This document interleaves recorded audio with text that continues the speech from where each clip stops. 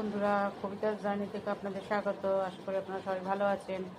আমি আজকে একটু এই পটলের একটা রেসিপি বানাবো, তাই জন্য আপনাদেরকে দেখাচ্ছি। মানে খুব সহজ পদ্ধতি বলে, তাই জন্য খুব কম সময়, খুব কম মশলা এবং নিরামিষ, তাই জন্য এটা দেখাচ্ছি। এই হচ্ছে কিছুটা পটল আমি কেটে রেখেছি।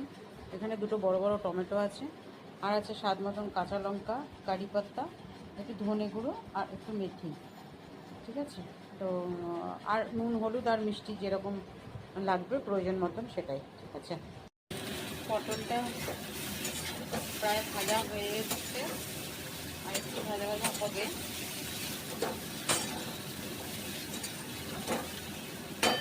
পটলটা ভাজা ভাজা হতে হতে ততক্ষণে আমি মিক্সিতে টমেটোটাকে পিষে নিলাম। ঠিক আছে, পটলটা ভাজা হয়ে গেছে, নামিয়ে রেখেছি। এবার কড়াইতে আবার তেল দিলাম। ঠিক আছে, তেলটা একটু গরম হলে পরে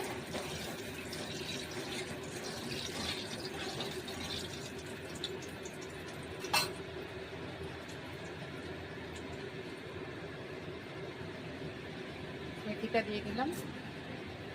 মেথিটা একটু গন্ধ বেরোলেই হালকা, আপনারা চাইলে মেথিটা ফেলেও দিতে পারেন, গন্ধ বেরোবার পরে চাইলে রেখেও দিতে পারেন। অনেকে মুখে পড়ে বলে পছন্দ করে না, তো আপনারা রেখেও দিতে পারেন। ঠিক আছে, এবার দেবো হচ্ছে কাঁচা লঙ্কা। কাঁচা লঙ্কাগুলো চিড়ে রেখেছিলাম, সেগুলো দিয়ে দিলাম। ঠিক আছে, এরপরে দেবো কারি পাতা। কারি পাতাগুলো আমি ধুয়েই রেডি করে রেখেছিলাম, কারি পাতাগুলো দিয়ে দিলাম। এবার দিয়ে দেবো পিষে রাখা টমেটো। একটু গন্ধ বেরোলেই, আঁচটা কিন্তু আমি একদম কমিয়ে দিই। ঠিক আছে, একদম জাস্ট কম আঁচে করতে হবে। এবার হচ্ছে টমেটো পেস্টটা যেটা রেখেছিলাম সেটার মধ্যে ঢেলে দিলাম। তারপরে এটাকে নাড়ালাম, নাড়াতে নাড়াতে এটা একটু যখন কষতে কষতে তেল তেল মতন উঠে যাবে, তখন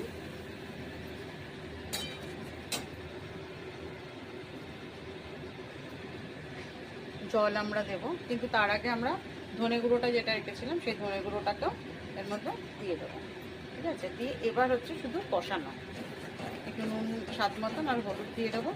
এটাকে কষাবো। কষাতে কষাতে যখন তেল তেল উঠবে, তখন আমরা সামান্য পরিমাণ জল দেবো। ঠিক আছে, এরপর আমি এই ভেজে রাখা পটলটা এর মধ্যে দিয়ে দেবো। দিয়ে এবার এটাকে কষাবো।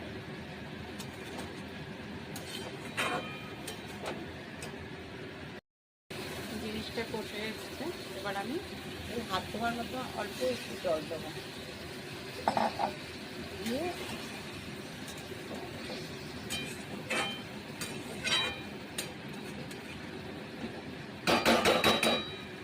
এবার এটাকে একটু মিডিয়াম ফ্লেমে রেখে কিছুক্ষণ কষাবো। হয়ে গেল আমার কষানো, কমপ্লিট হয়ে গেছে। এই হলো পটলের খুব সহজ পদ্ধতিতে একটা তরকারি আপনাদেরকে দেখালাম।